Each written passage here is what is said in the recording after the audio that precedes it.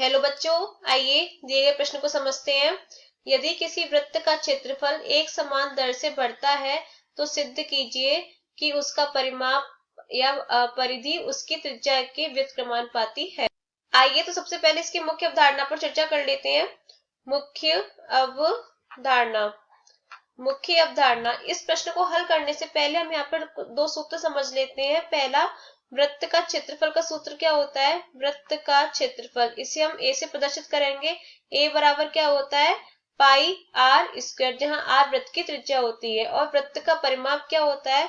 वृत्त का परिमाप, इसे हम पी से प्रदर्शित करेंगे। पी बराबर क्या होता है? 2 पाई आर।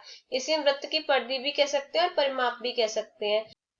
तो सबसे पहले हमें क्या दे रखा है? यदि किसी वृत्त का क्षेत्रफल एक समान दर से बढ़ रहा है तो हम यहाँ पे वृत्त के क्षेत्रफल में परिवर्तन किस प्रकार से लिखेंगे? यहाँ पे परिवर्तन हो रहा है वृत्त के क्षेत्रफल में, तो इसे हम लिखेंगे dA बटे dt।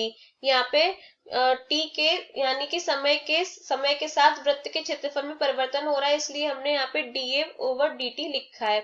बराबर हम कोई अचर पद मान लेते हैं k, क्योंकि यहाँ पे जो प्रश्न में दे रखा है वृत्त का क्षेत्रफल एक समान दर से बढ़ रहा है, तो यहाँ पे हमने एक अचर पद ले लिया k। अब हमें क्या कह रहा है? तो सिद्ध कीजिए कि उसका परिमाप उसकी त्रिज्या के व्युत्क्रमानुपाती है। तो सबसे पहले हम dA बटे dt का मान ज्ञात कर लेते हैं। तो यहाँ से dA बटे dt कितना हो जाएगा? dA बटे dt बराबर हो जाएगा, यहाँ पे हमें जो क्षेत्रफल का सूत्र लिखा है पाई आर स्क्वायर, उसका हम t के सापेक्ष अवकलन करेंगे तो क्या हो जाएगा? पाई। पाई तो यहाँ पे अचर पद है, तो पाई का तो अवकलन नहीं होगा, ये वैसे का वैसे ही रहेगा।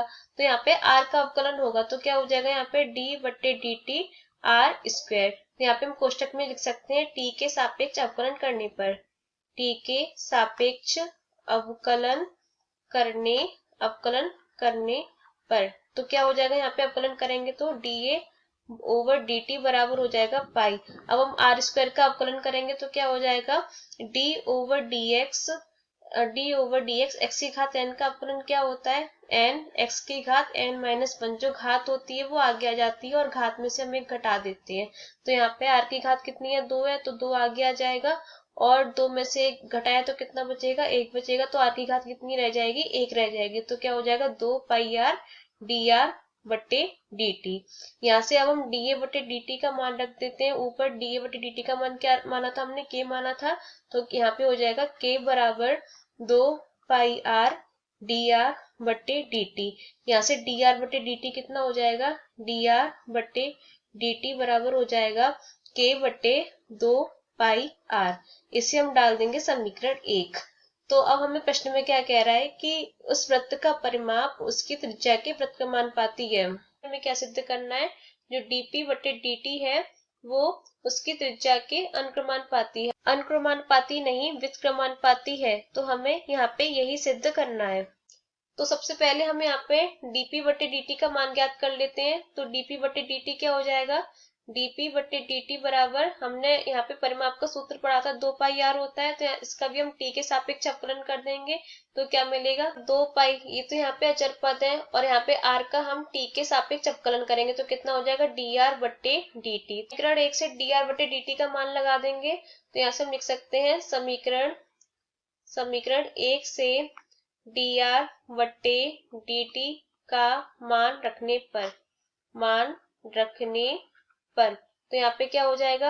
dp बटे dt बराबर 2 पाई, क्या मान है समीकरण 1 में?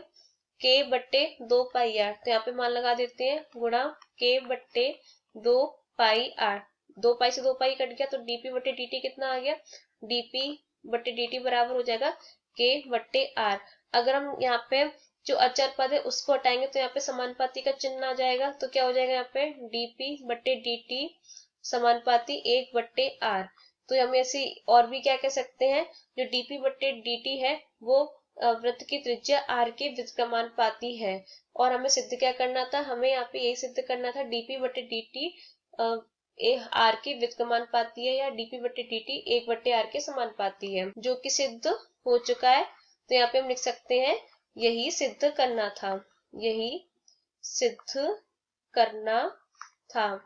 तो यही हमारा उत्तर है। आशा करते हैं कि आपको प्रश्न समझ में आया होगा। धन्यवाद।